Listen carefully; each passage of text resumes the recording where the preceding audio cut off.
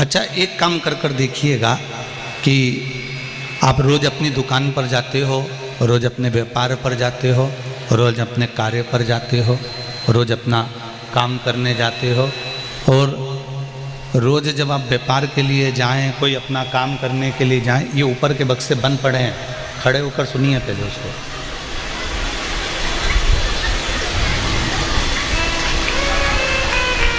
आप रोज़ व्यापार के लिए जाएं, या आप अपने काम के लिए जाएं, या आप दुकान के लिए जाएं, जिस भी कार्य के लिए आप जा रहे हैं, जिस भी कार्य के लिए आप पहुंच रहे हैं, रोज आप जिस रास्ते से जाते हैं उस रास्ते से जाओ, मना नहीं है। जब आपको लगे कि मेरी दुकान ठीक नहीं चल रही, मेरा यह कार्य सफल नहीं हो रहा, मेरा यह कार्य पूर्ण नहीं हो रहा, तब आप एक काम करो, मार्ग दूसरा बदल लो, और जिस मार्ग में शंकर जी का मंदिर पड़ता हो, जिस मार्ग में शिवालय पड़ता हो, शिव मंदिर पड़ता हो, भगवान शंकर का द्वार पड़ता हो, उस रास्ते से निकलकर जाना प्रारंभ कर दो।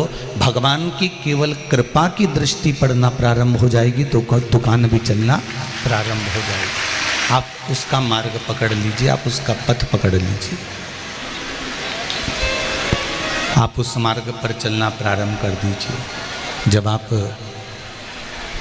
भगवान के मार्ग की ओर चलना प्रारंभ कर देंगे, भगवान के पथ से जाना प्रारंभ कर देंगे, तो अपने आप आपका कार्य सफल होना प्रारंभ हो जाएगा।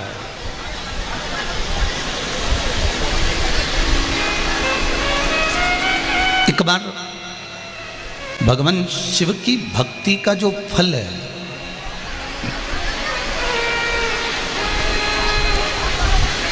पहले भी कथा में कहा, ये जरूरी नहीं है कि आप शंकर भगवान पे एक लोटा पानी चढ़ाने रोज जाएंगे, और दबाव में जाना भी मत। कल कथा में कहा था कि कोई आपको डराए, कोई आपको धमकाए, कोई आपको चिल्लाए कि मंदिर जाओ, उससे नहीं जाना।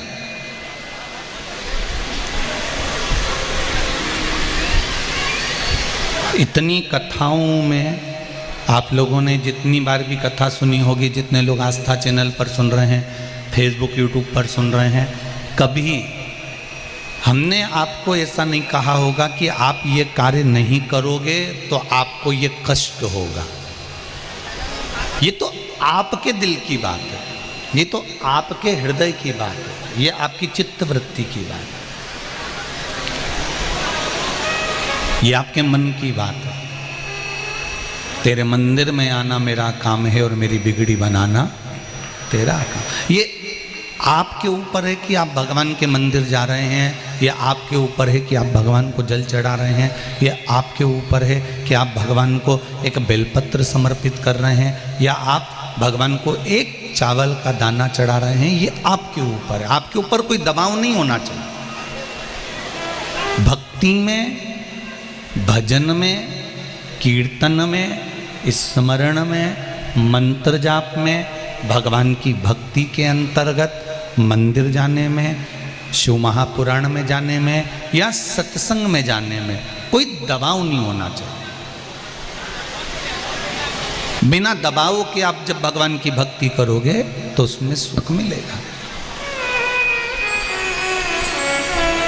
ध्यान देना,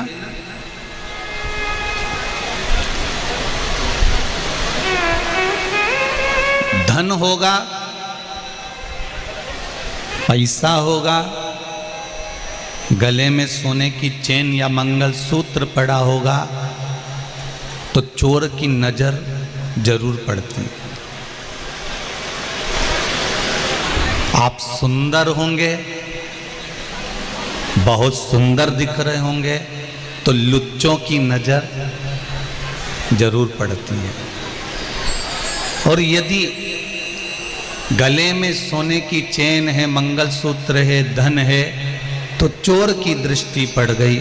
सुंदरता थी तो लुच्चों की दृष्टि पड़ गई, और अगर मुख में श्री शिवाय नमस्तुभ्यम है तो शिव की दृष्टि जरूर पड़ती है। यह निश्चित है। आपने पंचाक्षर मंत्र जपा नमः शिवाय, आपने षडाक्षर मंत्र जपा ओम नमः शिवाय, आपने द्वादशाक्षर मंत्र जपा ओम नमो भगवते वासुदेवाय, आपने 2 अक्षर का मंत्र जपा राम, आपने 2.5 अक्षर का मंत्र जपा कृष्ण, आपने श्री शिवाय नमस्तुभ्यम मंत्र को जपा। जो तुम्हारा मन पड़े उस मंत्र का स्मरण यदि तुमने करा है, उस मंत्र का जाप यदि तुमने करा है, तुम्हारा चित्त में जो मंत्र अच्छा लगे, तुम्हें जो अच्छा लगे